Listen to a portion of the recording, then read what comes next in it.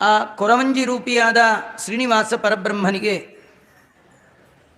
ಏಲಕ್ಕಿ ಲವಂಗದಿಂದ ಮಿಶ್ರಿತವಾದ ಉತ್ತಮವಾದ ತಾಂಬೂಲವನ್ನು ಅರ್ಪಣೆ ಮಾಡಿದ್ದಾಳೆ. ಮತ್ತೆ ಧರಣಿ ದೇವಿ ಮಾತಾಡ್ತಾ ಹೇಳ್ತಾಳೆ, ಅಮ್ಮ ಧರ್ಮದೇವತೆ, ನನ್ನ ಎಲ್ಲ ದುಃಖ ಪರಿಹಾರ ಆಗಬೇಕು.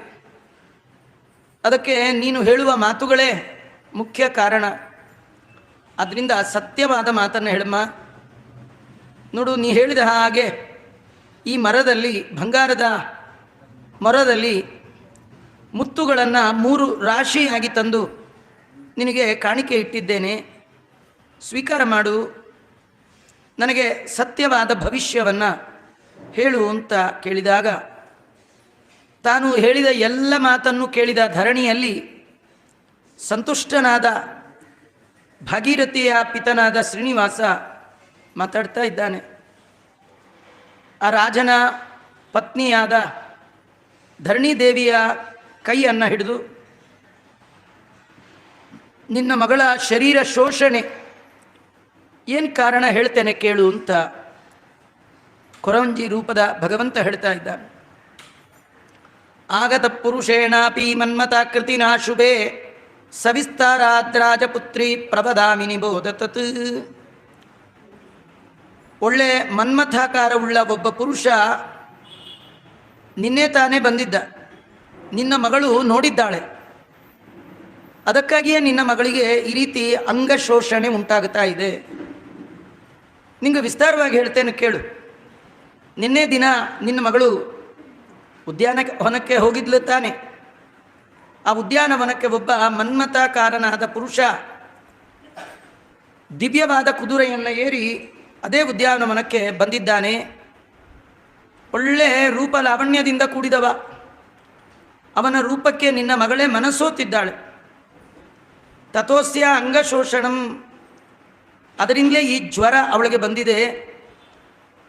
ಈ ಜ್ವರ ವಾಸಿ ಆಗಬೇಕು, ನೀನು ಎಲ್ಲ ದುಃಖ ಪರಿಹಾರ ಆಗಬೇಕಂದ್ರೆ ಒಂದೇ ಉಪಾಯ, ದಾತವ್ಯ ಪುರುಷಾಯಸ. ಆ ವರನಿಗೆ ನಿನ್ನ ಮಗಳನ್ನು ಕೊಟ್ಟು ಮದುವೆ ಮಾಡಿಬಿಡ, ಅಷ್ಟೇ, ಮತ್ತೇನಿಲ್ಲ. ಧರಣಿದೇವಿ ಕೇಳ್ತಾಳೆ, ಬೇಟೆಗಾರಂತರ ಬಂದಿದ್ದ ಅಂತೀಯ, ಯಾರದು, ಅವನ ಹೆಸರೇನು? ನಿಂಗೆ ಬೇಕಿದ್ರೆ ನೋಡಿ ಇನ್ನೂ ಕಾಣಿಕೆ ಕೊಡ್ತೇನಮ್ಮ. ಯಾವುದು ಅಸ್ಪಷ್ಟವಾಗಿ ಹೇಳಬೇಡ, ಎಲ್ಲ ಕ್ಲಿಯರ್ ಕಟ್ ಹೇಳಬೇಕು. ಫೀಸ್ ಬೇಕಾದ್ರೆ ಜಾಸ್ತಿ ಮಾಡು, ಇನ್ನೂ ಸ್ವಲ್ಪ ಬೇಕಾದ್ರೆ ಹೇಳಿ ತಂದು ಕೊಡ್ತೇನೆ. ಭಗವಂತ ಅಂದ, ಏನು ಬೇಡ, ಕೊಟ್ಟಿದ್ದೇ ಸಾಕಂದ. ಇನ್ನೂ ವಿಸ್ತಾರವಾಗಿ ನಿಂಗೆ ಹೇಳಬೇಕಾ? ವೈಕುಂಠಸ್ಥೋ ಹರಿಸ್ಸಾಕ್ಷಾತ್ ವರ್ತತೆ ವೆಂಕಟಾಚಲೆ. ವೈಕುಂಠವಾಸಿಯಾದ ನಾರಾಯಣ ಈಗ ಭೂಲೋಕದಲ್ಲಿ ವೆಂಕಟಾಚಲ ಪರ್ವತದಲ್ಲಿ ವಾಸ ಮಾಡ್ತಾ ಇದ್ದಾನೆ. ಶ್ರೀನಿವಾಸೇತಿ ವಿಖ್ಯಾತೋ ವಿದ್ಯಾವಾನ್ ಧನವಾನ್ ಬಲಿ. ಹೆಸರು ಶ್ರೀನಿವಾಸ ಅಂತ. ಒಳ್ಳೆ ವಿದ್ಯಾವಂತ, ಒಳ್ಳೆ ಬಲಶಾಲಿ, ಬೇಕಾದ ಸಂಪತ್ತಿದೆ ಅವನಿಗೆ, ಗೊತ್ತಾಯ್ತಾ? ಪುತ್ರ್ಯಾ ತವ ವರಾರೋಹೇ ಹತೋ ಯಸ್ಯ ಹಯೋತ್ತಮ. ನಿನ್ನ ಮಗಳು ಅವನ ಕುದುರೆನೇ ಹೊಡೆದಾಕ್ಬಿಟ್ಲು. ನೀನು ಏನಾದರೂ ನನ್ನ ಮಾತನ್ನು ಮೀರಿದ್ದೆ ಆದರೆ, ನಿನ್ನ ಮಗಳನ್ನ ಕೊಡಲಿಲ್ಲ ಅಂತ ಆದರೆ ತುಂಬ ದುಃಖ ಪಡ್ತೀಯ. ನನ್ನ ಮಾತಿಗೆ ಎಂದೂ ಸುಳ್ಳಾಗೋಲ್ಲ. ರಾಣಿ ಕೇಳಿದ್ಲು, ಅಲ್ಲ ಕೊಡದೇ ಇದ್ದರೆ ದುಃಖ ಪಡ್ತೀಯ ಅಂತೆಲ್ಲ, ಏನಾಗತ್ತೆ? ಶ್ರೀನಿವಾಸ ಹೇಳ್ತಾನೆ, ಅದ್ಯೈವ ದಿನ ಮಾತ್ರೇಣ ಮರಿಷ್ಯತಿ ನ ಸಂಶಯ. ನೋಡು, ನೀನು ಕೊಡಲ್ಲ ಅಂತ ಮನಸ್ಸಿನಲ್ಲಿ ಅನ್ಕೋ, ನಿನ್ನ ಮಗಳು ಇವತ್ತೋ ನಾಳೆ ಢಮಾರೇ ಆಗಿಬಿಡ್ತಾಳೆ, ಹೋಗೇ ಬಿಡ್ತಾಳೆ ಅಂತ. ಇನ್ನು ನೋಡ್ರಿ, ಶುಭ ಹೇಳು ಅಂತ ಕರೆದ್ರೆ ಈ ಥರ ಅಪಶಕನ ಎಲ್ಲ ಹೇಳ್ತೀಯಲ್ಲಮ್ಮ. ಅಮಂಗಲ ವಚನ ಶ್ರುತ್ವ ಕಿಂಚಿತ್ ದುಃಖ ಸಮಾಕುಲ. ಅಮಂಗಲವಾದ ಮಾತನ್ನು ಕೇಳಿ ಧರಣಿದೇವಿಗೆ ಸ್ವಲ್ಪ ದುಃಖ ಆಯಿತು. ಅವಳಂತ ಇದ್ದಾಳೆ, ಅಲ್ಲ, ಹೆಣ್ಣನ್ನು ಹೇಗಂದ್ರೆ ಹಾಗೆ, ಯಾರಿಗಂದ್ರೆ ಅವರಿಗೆ ಕೊಡಲಿಕ್ಕೆ ಸಾಧ್ಯ ಇಲ್ಲ. ಹಿಂದಿನ ಕಾಲದಲ್ಲಿ ಗಂಡಿನ ಮನೆಯವರು ಹುಡುಕೊಂಡು ಹೋಗಬೇಕಿತ್ತು. ನಿಮ್ಮ ಮನೇಲಿ ಹೆಣ್ಣಿದೆಯಾ, ಹೆಣ್ಣಿದೆಯಾ, ಹೆಣ್ಣಿದೆಯಾ, ನಿಮ್ಮನೆ ಹೆಣ್ಣು ನಮಗೆ ಕೊಟ್ಟು ಉದ್ಧಾರ ಮಾಡ್ರಿ, ನಮ್ಮನೆ ಬೆಳಗಿಸ್ರಿ. ಧರಣಿ ಹೇಳ್ತಾಳೆ, ಕೇಳದೆ ಇರೋರಿಗೆ ಹೆಣ್ಣು ಕೊಡೋದೇ ಹಾಗೆ. ಅಯಾಚಿತ ಮಯಾ ಕನ್ಯಾ ಕಥಂ ದೇಯ ಭವಿಷ್ಯತಿ. ವರನ್ ಕಡೆಯವರು ಬಂದು ಕ್ರಮವಾಗಿ ಕನ್ಯೆಯನ್ನು ಯಾಚನೆ ಮಾಡಿದರೆ ನೋಡ್ಬೋದು, ವಿಚಾರ ಮಾಡ್ಬೋದು. ಯಾರು ಗೊತ್ತಿಲ್ಲ, ಅವ್ರೇನು ನಮಗೆ ಕೇಳಿಲ್ಲ ಬಿಟ್ಟಿಲ್ಲ, ಹ್ಯಾಕೆ ಕೊಡೋದು? ಕೊರವಂಜಿ ಹೇಳ್ತಾಳೆ, ನೀನು ಯೋಚನೆ ಮಾಡಬೇಡ, ಇನ್ನೊಂದು ಗಳಿಗೆ ಸ್ವಲ್ಪ ಹೊತ್ತಿನಲ್ಲಿ ಒಬ್ಬಳು ಬರ್ತಾಳೆ, ವಯಸ್ಸಾದವಳು, ಎಲ್ಲ ಪುರುಷಾರ್ಥವನ್ನು ತಿಳಿದವಳು. ಅವಳು ಬರೋದೇ ನಿನ್ನ ಹತ್ರ ಕನ್ಯಾ ಕೇಳ್ಕೊಂಡೇ ಬರ್ತಾಳೆ. ಇವನೇ ಕಳಿಸಿದ್ದಾನೆ, ಅವಳು ಇನ್ನೂ ಬಂದಿಲ್ಲ. ಅವಳು ಬರೋಕ್ಕೆ ಮುಂಚೆನೇ ಇವನೇ ಬಂದ್ಬಿಟ್ಟಿದೆ. ಕೆಲವು ಸತಿ ಬೀಗರು ಬರೋಕ್ಕೆ ಮುಂಚೆ ಹೊರ ಬಂದು ಕೂತ್ಬಿಟ್ಟಿರ್ತಾನೆ, ಒಳಗೆ ಬಿಡಲ್ಲ ನೋಡಿ. ಅವಾಗ ಇಲ್ಲಿ ನಿಮ್ಮ ಕಡೆಯವ್ರು ಬರಲಿ, ಹೊರಗೆ ನಿಂತಿರ್ರಿ ಅಂತ. ಇಲ್ಲಿ ವರನೇ ಬಂದ್ಬಿಟ್ಟಿದ್ದಾನೆ ವೇಷ ಹಾಕ್ಕೊಂಡು. ನೀನು ಏನು ಮಾಡ್ತೀಯೋ ಗೊತ್ತಿಲ್ಲ, ನಿನ್ನ ಗಂಡ ನಿನ್ನ ಭಾವಮೈದ ತೊಂಡಮಾನ ಆಕಾಶರಾಜ ಇಬ್ಬರಿಗೆ ನೀನು ಒಪ್ಸು, ನಿನ್ನ ಮಗಳನ್ನು ಅವನಿಗೆ ಕೊಡ್ತೀನಿ ಅಂತ ಹೇಳು. ಇಲ್ಲೇ ಸಂಕಲ್ಪ ಮಾಡಿ ತೊಗೊಂಡ್ಬಾ, ನೀರು ತೊಗೊಂಡ್ಬಾ, ಮಂತ್ರಾಕ್ಷತೆ ಅರ್ಜೆಂಟ್. ಇವನೇ ವರ, ನನ್ನ ಎದುರಿಗೆ ಸಂಕಲ್ಪ ಮಾಡು ಅಂದ. ಸನ್ನಿಧೌ ಮಮ ಸಂಕಲ್ಪಂ ಕುರು ಕನ್ಯಾ ನಿಮಿತ್ತಕಂ. ಕನ್ಯಾದಾನ ಮಾಡ್ತೀನಿ ಅಂತ ಸಂಕಲ್ಪ ಮಾಡು, ಎಲ್ಲ ಒಳ್ಳೇದಾಗತ್ತೆ. ಇವಳು ಅಂದ್ಕೊಂಡ್ಲು, ಏನೋ ಮಗಳು ಬದುಕಿದ್ರೆ ಸಾಕು ಅಂತ ವಿಚಾರ ಮಾಡಿ ಆ ಕೊರವಂಜಿ ಹೇಳಿದ ಹಾಗೆ ಸುತಾಂ ತಸ್ಯೈವ ದಾಸ್ಯಾಮಿ ಗಿರಿಗಕ್ವರವಾಸಿನಃ. ಅಮ್ಮ ಧರ್ಮದೇವತೆ, ನೀ ಹೇಳಿ, ಆ ಬೆಟ್ಟದ ಮೇಲೆ ಯಾರು ವಾಸ ಮಾಡ್ತಿದ್ದಾನೋ ಅವನಿಗೆ ನನ್ನ ಮಗಳನ್ನು ಕೊಡ್ತೀರಮ್ಮ ಅಂತ ಹೇಳಿ ಮಂತ್ರಾಕ್ಷತೆ ನೀರು ಬಿಟ್ಟಿದ್ದಾಳೆ. ಇದರ ಅರ್ಥ ಏನಂದರೆ, ಅನಂತಂ ವಿಷ್ಣು ಸನ್ನಿಧೌ. ನಾವೇನಾದರೂ ಒಳ್ಳೆಯ ಸಂಕಲ್ಪ ದೇವರ ಸನ್ನಿಧಾನದಲ್ಲಿ ಮಾಡಿದ್ರೆ ಅದು ಖಂಡಿತ ನಡೆಯುತ್ತೆ. ಆ ಕರ್ಮಕ್ಕೆ ತುಂಬ ಫಲ, ಅನಂತ ಫಲ. ದೇವರು ತನ್ನ ಎದುರಿಗೆ ಸಂಕಲ್ಪ ಮಾಡಿಸ್ಕೊಂಡ ಕಡೆಗಂತ ಇದ್ದಾನೆ, ಅಯ್ಯೋ ನಮ್ಮ ಯಜಮಾನ್ರನ್ನ ಬಿಟ್ಟು ಬಂದಿದ್ದೀನಿ, ಹೊತ್ತಾಯಿತು, ಬದ್ರಿಗೆ ಹೋಗಬೇಕು ಅಂತ ಹೊರಟ. 500 ವರ್ಷದ ಮುದುಕಿ ಯಜಮಾನ್ರು ಇರೋದೆಲ್ಲಿ? ಬದ್ರಿಕಾಶ್ರಮ. ಹೇಗೆ ಹೋಗ್ಬೇಕು? ಹೋಯ್ತು ಮುದುಕಿ.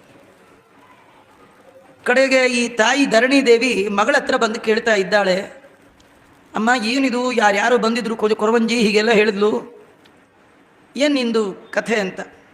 ಪದ್ಮಾವತಿ ಹೇಳ್ತಾಳೆ, ಏನು ಹೇಳಲಿ? ಅವಳು ಹೇಳಿದ ನಿಜ. ಒಬ್ಬ ಪುರುಷ ರೂಪದ ವ್ಯಕ್ತಿ ಬಂದಿದ್ದ, ನಾನು ನೋಡಿದೆ. ಮಾತಸ್ಮರಾಮಿ ತದ್ವಕ್ತ್ರಂ ಪುಂಡರೀಕ ನಿವೇಕ್ಷಣಂ ತಂ ವಿನಾ ನೈ ಜೀವಾಮಿ ಸತ್ಯಂ ಇತ್ಯವಧಾರಯ. ಒಳ್ಳೆ ಬಿಳಿಯ ತಾವರೆಯಂತಹ ಕಣ್ಣುಳ್ಳವ ಅವನು. ಅವನ ಮುಖ ಈಗಲೂ ನನಗೆ ಸ್ಮರಣೆಗೆ ಬರ್ತಾ ಇದೆ. ಒಂದು, ಅಮ್ಮ ತಂ ವಿನಾ ನೈ ಜೀವಾಮಿ, ಅವನಿಲ್ಲದೆ ಖಂಡಿತ ನಾನು ಬದುಕೇ ಇರೋಲ್ಲ. ಚರಿತಂ ತಸ್ಯ ಕೃಷ್ಣಸ್ಯ ಜಾನಂತಿ ವಿಬುಧಾದಯ. ಅವನ ಬಗ್ಗೆ ದೇವತೆಗಳು ಚೆನ್ನಾಗಿ ತಿಳಿದಿದ್ದಾರೆ ನೋಡಮ್ಮ. ಪಾಪಾಲಯಾಚ್ಚ ಮನುಜ ಪ್ರಭಾವಂ ನ ಹರೇ ಪರಂ. ಪಾಪಿಗಳಾದ ಮನುಜರಿಗೆ ಮಾತ್ರ ಶ್ರೀನಿವಾಸನ ಬಗ್ಗೆ ಗೊತ್ತಿಲ್ಲ. ಪುಣ್ಯವಂತರಾದ ದೇವತೆಗಳು ಅವರ ಯೋಗ್ಯತೆಗೆ ಅನುಗುಣವಾಗಿ ಆ ಭಗವಂತನ ಬಗ್ಗೆ ತಿಳಿದಿದ್ದಾರೆ. ನಾನು ನೋಡಿದವ ಯಾರು ಅಂತ ನಂಗೆ ತಿಳಿದಷ್ಟು ಹೇಳ್ತೀನಿ ಕೇಳಮ್ಮ. ಸತ್ಯಂ ಸರ್ವೋತ್ತಮ ಸಾಕ್ಷಾತ್ ಸಯೇವ ಪುರುಷೋತ್ತಮ. ಸತ್ಯವಾದ ಮಾತು ಹೇಳ್ತೇನೆ, ಅವನು ಪುರುಷೋತ್ತಮ, ಸರ್ವೋತ್ತಮನಾದ ದೇವತೆ ಸಾಕ್ಷಾತ್ ನನ್ನ ಕಣ್ಣೆದುರಿಗೆ ಬಂದಿದ್ದ. ಹೇಗೆ ಹೇಳ್ತೀಯಾ? ನೋಡಿ, ನಾವೆಲ್ಲ ನೋಡಿದ್ದು ಕಿರಾತ ರೂಪಿ ಪರಮಾತ್ಮನನ್ನು ಕೇಳಿದ್ದು, ಬೇಟೆಗಾರ. ಆದರೆ ಪದ್ಮಾವತಿಗೆ ಹಾಕ್ಕೊಂಡಿಲ್ಲ. ಹೇಗೆ ಕಂಡ?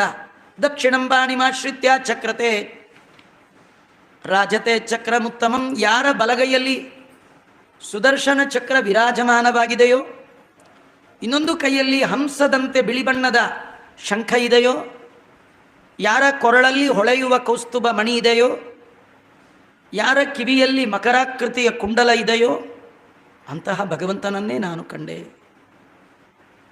ಇನ್ನು ಅವನ ಭಕ್ತರು ಹೇಗಿರ್ತಾರೆ ಹೇಳ್ತೀನಿ ಕೇಳಮ್ಮ. ಅಂದರೆ ವೈಷ್ಣವರು ಹೀಗಿರಬೇಕು, ಇದ್ರೆ ವಿಷ್ಣು ಭಕ್ತರು. ವೇದಶಾಸ್ತ್ರ ಪರ ಯೇ ಚ ಧರ್ಮವ್ರತೆ ಪರಾ.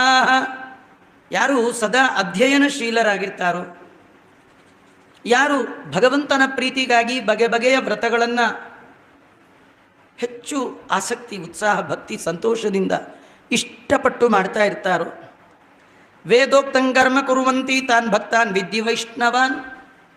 ವೇದದಲ್ಲಿ ಹೇಳಿದ ಶ್ರುತಿಗೆ ಸಂಬಂಧಪಟ್ಟ ಕ್ರಿಯೆಯನ್ನು ಭಗವಂತ ಪ್ರೀತನಾಗಲಿ ಅಂತ ಮಾಡ್ತಿರ್ತಾರೋ, ಯಾರು ಶಂಖಚಕ್ರಾದಿಗಳನ್ನು ಧಾರಣೆ ಮಾಡಿರ್ತಾರೋ, ಊರ್ಧ್ವಪುಂಡ್ರ ಧರಾಶ್ಚಯೇ, ಯಾರು ಹಣೆಯಲ್ಲಿ ಊರ್ಧ್ವಪುಂಡ್ರವನ್ನು ಧಾರಣೆ ಮಾಡಿದ್ದಾರೋ ಅವರೆಲ್ಲ ಅವನ ಭಕ್ತರಮ್ಮ. ಎಲ್ಲಮ್ಮ ಮಗಳು ಕೇಳ್ತಾ ಇದ್ದಾಳೆ, ಮಗಳನ್ನು ತಾಯಿ, ನಿಮಗೆ ಜ್ವರ ಬಂದಿರೋದ್ರಿಂದ ಏನೇನೋ ಹೇಳ್ತಾ ಇದೆಯಾ ಹೇಗೆ? ಸತ್ಯಂ ವದಾಮಿ ಹೇ ಮಾತಾ ದೃಷ್ಟಯೇವ ಮಹಾಪ್ರಭು. ನಂಗೆ ಜ್ವರ ಬಂದು ಮಾತಾಡ್ತಿಲ್ಲ, ಖಂಡಿತವಾಗಿ ನಿಜವನ್ನೇ ಹೇಳ್ತಾ ಇದ್ದೀನಿ. ವೈಕುಂಠವಾಸಿಯಾದ ನಾರಾಯಣನನ್ನೇ ನಾನು ಕಂಡೆ ಅಂದಾಗ ಶತಾನಂದರು ಜನಕರಾಜನಿಗೆ ಹೇಳ್ತಾ ಇದ್ದಾರೆ. ಪದ್ಮಾವತಿಯ ಮಾತನ್ನು ಕೇಳಿ ಧರಣೀದೇವಿಗೆ ಪರಮಾನಂದ ಭರಿತಾ ಬಹಳ ಸಂತೋಷಪಟ್ಟಿದ್ದಾಳೆ. ಆಕಾಶರಾಜ ಕೂಡ ತನ್ನ ಮಗಳು ಈ ರೀತಿ ಆದ್ಲಲ್ಲ ಅಂತ ವಿಚಾರ ಮಾಡುವಾಗ ಧರಣೀದೇವಿ ಹೇಳ್ತಾ ಇದ್ದಾಳೆ, ನಡೆದ ಎಲ್ಲ ಕಥೆಗಳನ್ನು ಗಂಡನಿಗೆ ವರ್ಣನೆ ಮಾಡಿದ್ದಾಳೆ. ಆ ಸಂದರ್ಭದಲ್ಲಿ ಆಕಾಶರಾಜನ ಮನೆಗೆ ಶ್ರೀನಿವಾಸನ ಸಾಕು ತಾಯಿ ಬಕುಳ ಮಾಲಿಕೆ ಬಂದಿದ್ದಾಳೆ. ಇವು ಹೇಳೋದ್ನಲ್ಲ, ಇನ್ನು ಸ್ವಲ್ಪ ಹೊತ್ತಿನಲ್ಲಿ ಬರ್ತಾಳೆ, ಬಂದೇ ಬಿಟ್ಲು. ಸಖಿಯರೆಲ್ಲ ಬಂದು ಧರಣಿಗೆ ಹೇಳ್ತಾ ಇದ್ದಾರೆ, ಪನ್ನಗಾಚಲ ವೆಂಕಟಾಚಲ ವಾಸಿಯಾದ ವೆಂಕಟೇಶ್ವರನ ದಾಸಿಯಂತೆ ನಿಮ್ಮ ಜೊತೆ ಮಾತಾಡಲಿಕ್ಕಿದೆ, ಬಂದಿದ್ದಾಳೆ.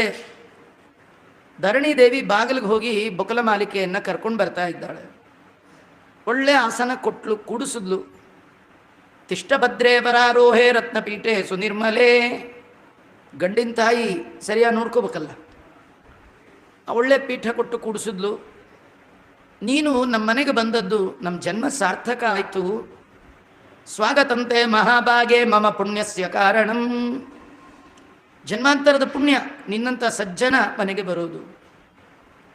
ಬಹಳ ದೂರದಿಂದ ಬಂದಿದ್ದೀಯಾ, ನನ್ನಿಂದ ಏನಾಗಬೇಕು ಹೇಳು ಅಂತ ಬಕುಲ ಮಾಲಿಕೆಯನ್ನು ಆಕಾಶರಾಜನ ಹೆಂಡತಿ ಕೇಳ್ತಾ ಇದ್ದಾಳೆ.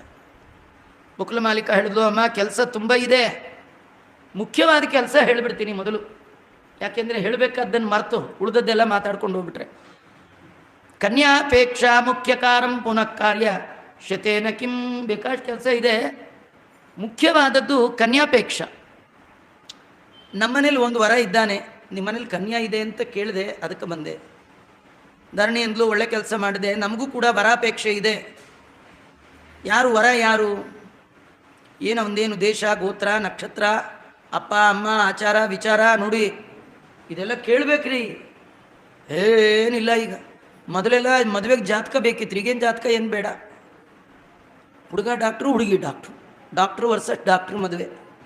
ಮೊದಲೆಲ್ಲ ಮನುಷ್ಯರು ವರ್ಸಸ್ ಮನುಷ್ಯರ, ಈಗ ಸಂಬಳ ವರ್ಸಸ್ ಸಂಬಳ ಮದುವೆ. ಹುಡುಗಿ ಕೇಳೋದೆ ನಿಮ್ಗೆ ಎಷ್ಟು ಬರುತ್ತೆ, ನನಗಿಂತೂ ಕಡಿಮೆ ಇದ್ದರೆ ನಿಮ್ಮನ್ನು ಯಾಕೆ ಮದುವೆ ಆಗಲಿ? ಈ ಹಣೆ ಬರಕ್ಕೆ ಹೋಗಿದ್ವಿ ಅಲ್ವಾ?